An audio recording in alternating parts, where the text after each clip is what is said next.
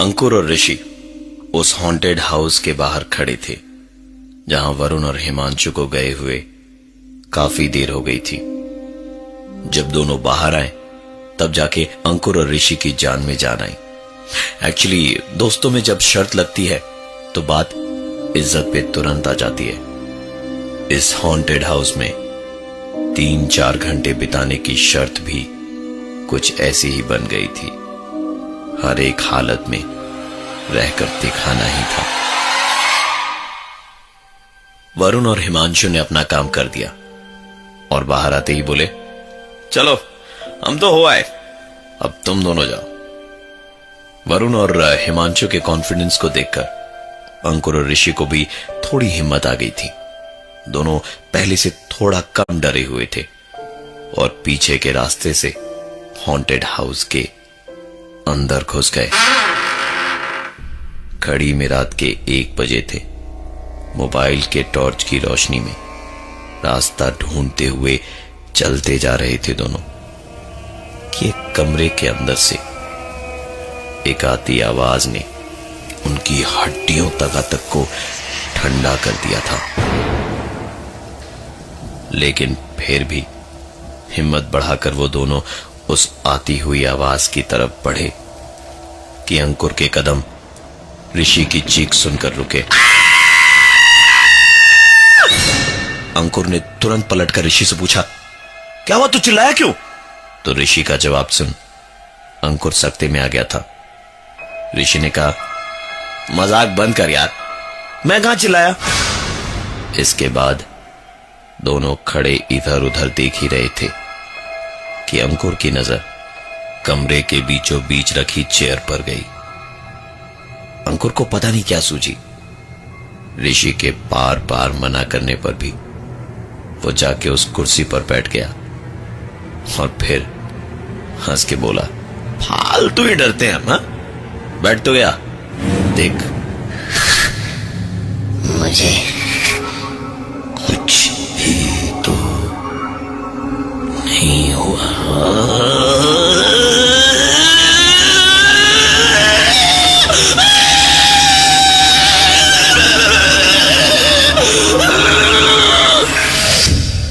अंकुर जोर जोर से कांपने लगा और अजीब सी आवाजें करने लगा। लग रहा था जैसे बड़ी ठंड में वो कांप रहा हो और जरा सी भी देर ऐसा होता रहता तो शायद कांच के टुकड़े की तरह टूट के बिखर जाता। ऋषि ये सब देखकर बहुत डर गया था और वो दरवाजे की तरफ भागा ही था कि तभी अंकुर जोर जोर से हंसने लगा और बोला,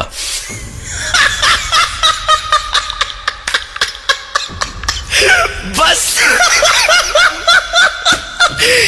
इतने में फट गई तेरी। ओह, मैं जानता हूं तू भागने वाला था साले डरपोक, देख लिया आज तेरी दोस्ती। ऋषि को शर्म से कहीं ज्यादा राहत की एक सांस आई। अंकुर ऋषि से बातचीत करते करते कुर्सी से उठा पर खुद को कुर्सी से अलग नहीं कर पा रहा था क्योंकि उसका हाथ किसी और के हाथ ने चेयर के आर्म रेस्ट पे पकड़ रखा था। इस बार अंकुर सच में चीखा और ऋषि को उसकी मदद करने के लिए पुकारने लगा, ऋषि मेरा हाथ किसी ने पकड़ रखा है, ऋषि मुझे बचाओ, ऋषि मेरा हाथ किसी ने पकड़ रखा है, ऋषि मुझे बचाओ, ऋषि मुझे बचाओ। इस बार एक आवाज और आई जो दोनों ने साफ साफ सुनी, हर बात पे मजाक अच्छा नहीं है।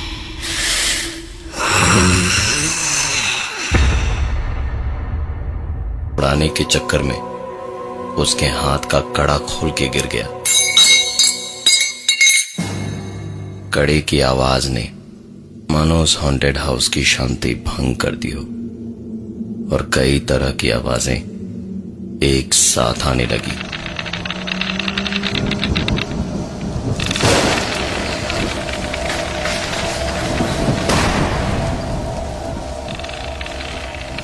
अंकुर और ऋषि दोनों वहां से पूरी जान लगाकर भागे। सामने का दरवाजा खोलने की कोशिश करी। दरवाजा खोला ही था कि बाहर बैठे दो कुत्तों ने उनको वापस अंदर खदेड़ दिया। अंकुर और ऋषि को कुत्तों ने इस कदर दौड़ाया कि दोनों टॉर्च की रोशनी में सीधे सीढ़ियों से ऊपर की ओर भागे। ऊपर पहुंचे कि पीछे किसी चीज के टूटने की आवाज आई। पलट कर देखा तो ऊपर आने की सीढ़ियां ढह चुकी थी।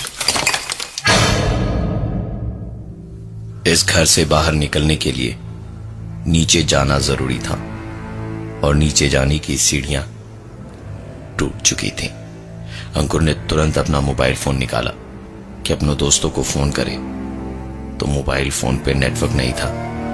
और ऋषि का मोबाइल देखा तो उस पे भी नेटवर्क नहीं था। दोनों एक दूसरे का मुंह देख रहे थे कि वहां एक कमरे में से एक आवाज आई। आवाज ट्रांजिस्टर पे पुराने क्रिकेट मैच की कमेंट्री की थी, जो बहुत धीमी धीमी आ रही थी। अंकुर और ऋषि दबे कदमों से अंदर गए, ये सोच के कि शायद कोई अंदर होगा। दोनों ने कान लगा के सुना तो ट्रांजिस्टर की आवाज एक पुरानी सी लकड़ी की अलमारी के अंदर से आ रही थी। अलमीरा खोल के देखा तो अंदर एक ट्रांजिस्टर रखा था। अंकुर ने ट्रांजिस्टर को बंद करने के लिए जैसे ही बटन की तरफ अपना हाथ बढ़ाया कि किसी ने पीछे से उसके सर पे जोर से मारा। अंकुर पलट के ऋषि पर चिल्लाया, अबे पागल है क्या, मारा क्यों? ऋषि बोला, मैंने तो नहीं मारा तुमको। दोनों में इसी बात को लेकर बहस हो गई। दोनों बहस कर ही रहे थे कि कोई उनके ठीक पीछे से चीखता हुआ दौड़ता हुआ गया।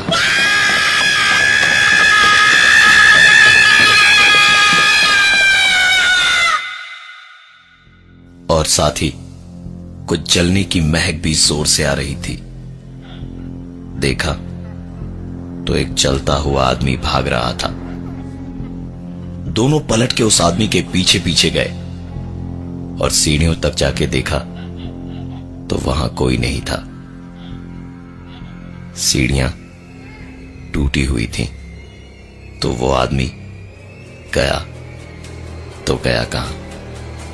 वापस उस कमरे में जाकर खुली अलमीरा में रखे उसी ट्रांजिस्टर को देखा तो ये ट्रांजिस्टर अब पहले जैसा नहीं था, क्योंकि ये ट्रांजिस्टर अब जला हुआ था।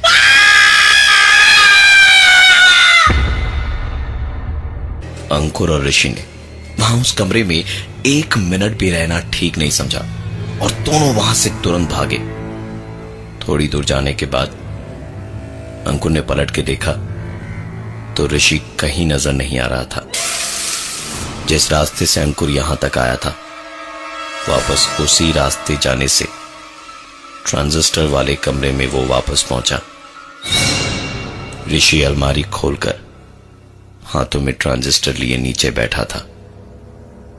अंकुर चिल्लाते हुए कहता है, क्या कर रहा है तू यहां इस ट्रांजिस्टर के साथ? पागल हो गया है, हमारी जान पे बनाई है। अंकुर को ऐसे चिल्लाते हुए देख ऋषि ने कहा, चुप, चिल्ला मत, अभी क्रिकेट मैच की कमेंट्री आएगी, ये लगा सिक्सर, सचिन बैटिंग।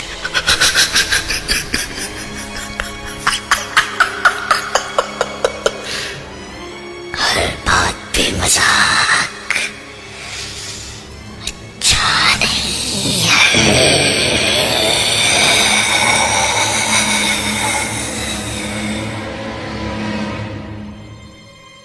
अंकुर से ऋषि की यह हालत देखी नहीं गई। उसने ऋषि को जोर जोर से झकझोड़ा और कहा, भाई पागल मत बन, यहां से निकल निकल निकल यहां से मेरे भाई, भाग, हमारी जान पे बनाई है, तू जागता क्यों नहीं? क्या पागलपन लगा रखा है ये तूने? जाग मेरे भाई जाग। अचानक ऋषि का ध्यान टूटा, मगर ऋषि दर्द से करा रहा था, क्योंकि उसके हाथ में शायद मेरे हाथ छाले पड़ गए थे। मेरे हाथ देखो भाई।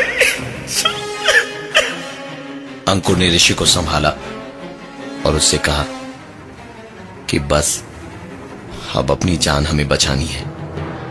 भागते हुए वो एक दूसरे कमरे के सामने पहुंचे।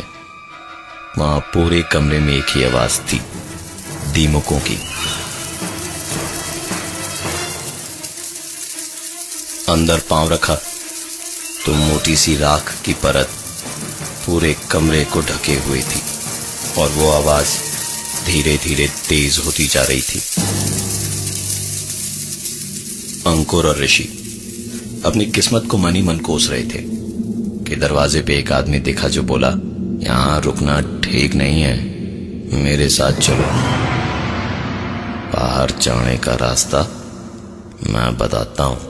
अंकुर और ऋषि ने ये जानना भी जरूरी नहीं समझा कि वो आदमी है कौन, इस वक्त यहां क्या कर रहा है, वगैरह वगैरह। बस अपनी जान बचाने उस आदमी के पीछे पीछे हो लिए।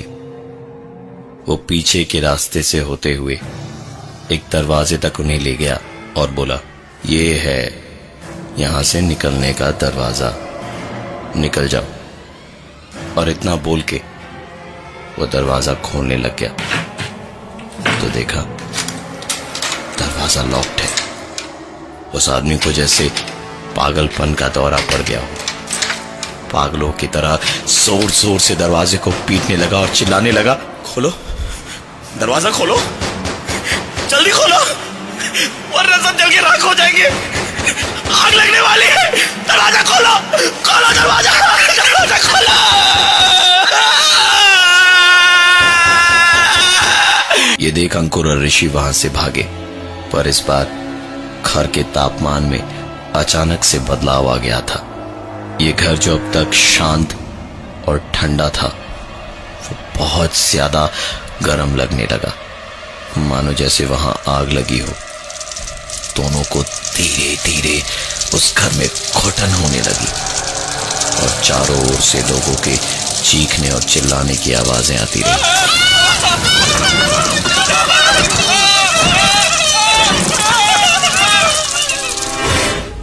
इस घर से बाहर निकलने का कोई रास्ता नहीं मिल रहा था और अंधेरे में अंकुर और ऋषि बस भागते रहे और भागते रहे कि भागते भागते ऋषि जमीन पर गिर पड़ा और एक जोरदार आवाज आई। अंकुर ने पलट के देखा तो ऋषि जोर जोर से चिल्ला रहा था, बचाओ, मैं चल रहा हूँ। अंकुर, अंकुर इसे हटाओ मेरे ऊपर से। अंकुर, अंकुर मैं चल रहा हूँ। अंकुर, अंकुर मुझे बचाओ। अंकुर,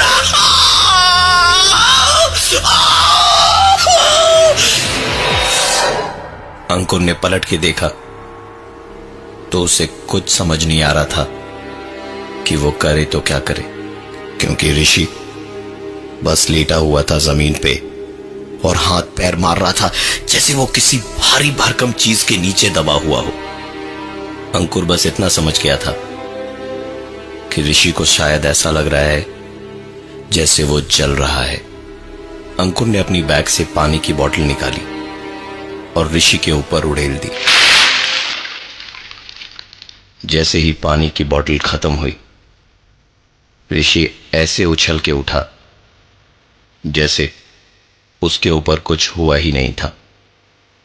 उसने उठते के साथ ही अंकुर से कहा, भाग भाई, भाई भाग यहां से, यहां सब कुछ गड़बड़ है। यहां ज्यादा देर रहे तो हम मर जाएंगे। भाई भाग यहां से, भाग। दोनों वहां से भागने को जिधर भी जाए रास्ते हर तरफ से बंद ही मिल रहे थे। कहीं दरवाजा बंद तो कहीं सीढ़ियां टूटी हुई। जाएं तो कहां जाएं? जब कोई रास्ता नहीं मिला तो दोनों खिड़की के सामने खड़े एक दूसरे को देख रहे थे और उसके बाद उस खिड़की से वो बाहर कूद गए।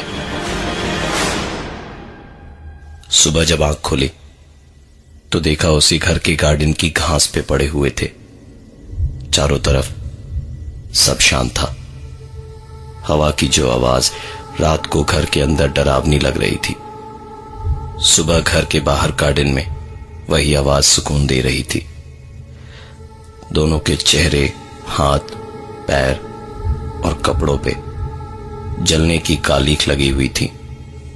कपड़े जगह जगह से फट चुके थे और दोनों को बहुत सारी जगह चोटें भी लगी थी। सब कुछ बदल चुका था। एक वो दिन था और एक आज का दिन है।